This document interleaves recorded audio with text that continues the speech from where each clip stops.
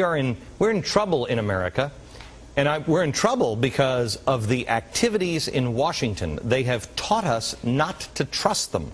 The Democrats have taught us not to trust the Republicans, and the Republicans have taught us not to trust the Democrats, and so we didn't. And then we realized, oh my gosh, they're both lying to us. They don't actually stand for a single principle.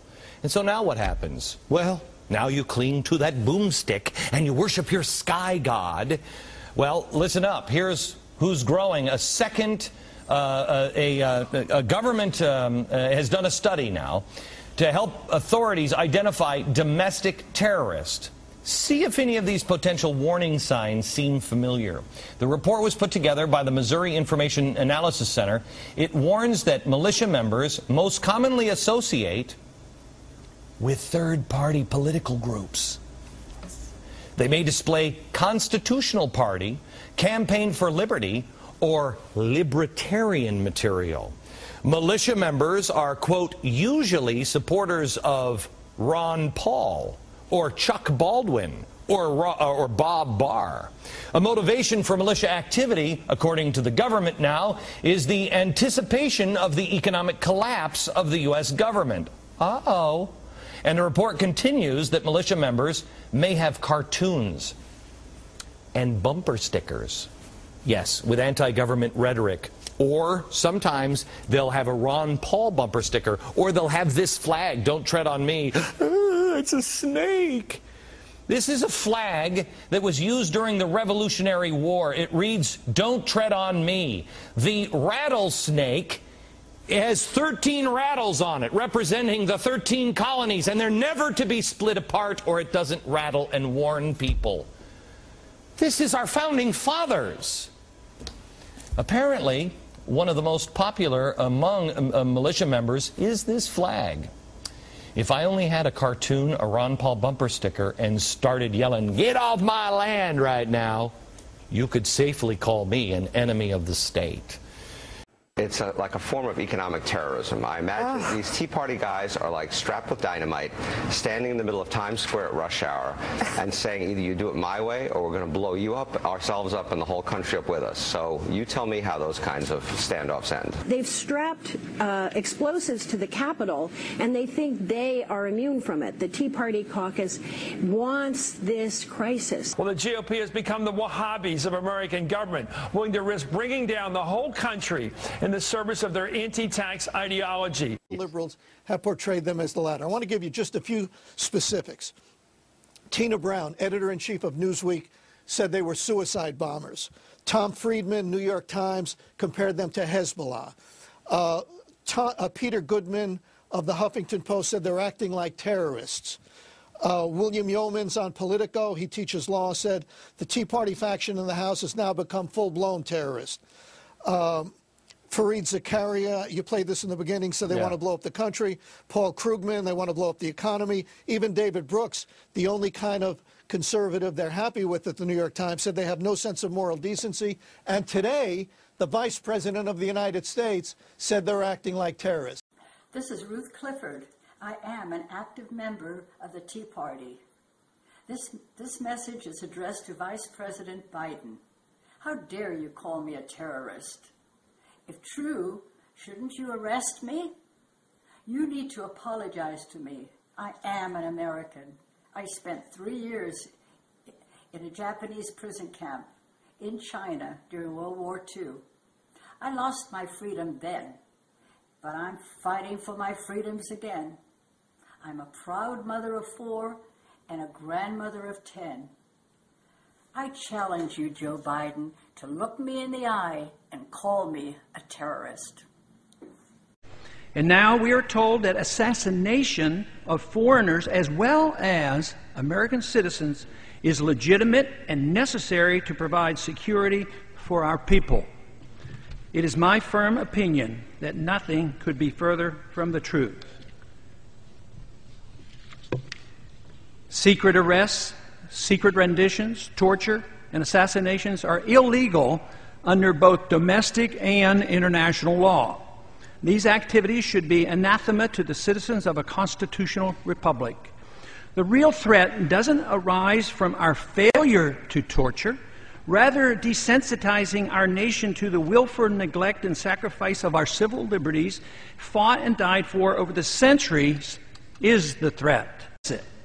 National Intelligence Director Dennis Blair, in open testimony before the House Intelligence Committee on February 3rd of this year, acknowledged that American citizens can indeed be assassinated at our government's discretion.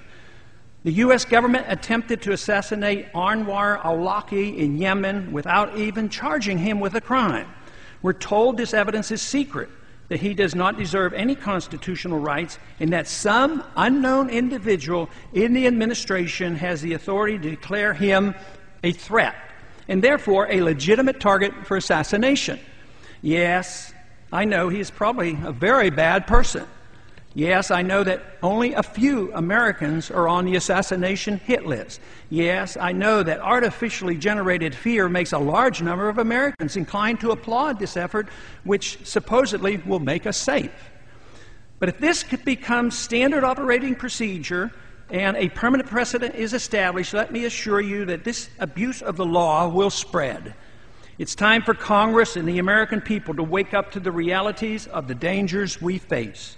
We must remember as members of Congress that we have taken an oath to protect and defend the Constitution from all enemies, foreign and domestic. It should not be that difficult to distinguish the difference between the danger posed by the underwear bomber and the danger posed by a government that endorses secret prisons, torture, and assassinating American citizens. And I yield back the balance of my time. You said that Awlaki was demonstrably and provably involved in operations. Do you plan on demonstrating? I should step back. He is clearly, provably may be a legal term. I think it has been well established, and it has certainly been the position of this administration and the previous administration, that he is was a leader in AQAP, that AQAP was a definite threat, was operational, planned, and carried out terrorist attacks that fortunately did not succeed, but were extremely serious, including the ones specifically that I mentioned in terms of the would-be Christmas Day bombing in 2009 and the attempt to bomb numerous cargo planes headed for the United States. And he was obviously also an active recruiter of al-Qaeda terrorists. So I don't think anybody in the field would dispute any of those assertions. You don't think anybody else in the government would dispute? I think I wouldn't know of any credible terrorist expert who would dispute the fact that he was a leader in al-Qaeda in the Arabian Peninsula and that he was operationally involved in terrorist attacks against American interests and citizens. Do you plan on bringing before the public any proof of these charges? Again, this is the question. Makes us, it has been embedded within it assumptions about the circumstances of his death that I'm just not going to address. How on earth does it have? What is it? I really don't understand. He's dead. You were asserting that he had operational control of the cargo plot and the Abdul Muttalib plot. He's now dead. Can you show us, or the American people, or has a judge been shown? Well, again, Jake, I'm not going to go any further than what I've said about the circumstances of his death and the case against them, which again you're linking, and I think that you said that he was responsible for these things. Yes, but again, is there going to be any evidence presented? I don't have anything for you on that. Do you not see at all? Does the administration not see at all how a president asserting that he has the right to kill an American citizen without due process, and that he's not going to even explain why he thinks he has that right, is troublesome to some people? I wasn't aware of any of those things that you said actually happening, and again, I'm not going to address the circumstances of al-Awlaki's death. I think it is an important fact that this terrorist who was actively plotting, had plotted in the past and was actively plotting to attack Americans and American interests, is dead.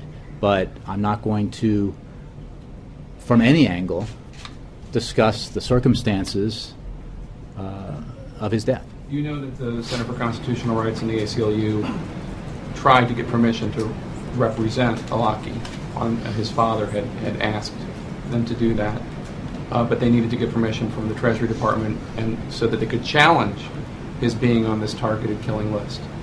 And the administration, the Obama administration, refused to let them represent him. To not even he couldn't even have the ACLU representing him. I would send those questions or take those questions to Treasury or Justice. I don't have anything on that for you. What do you think constitutional law professor Barack Obama would think of this? I think he spoke about it today.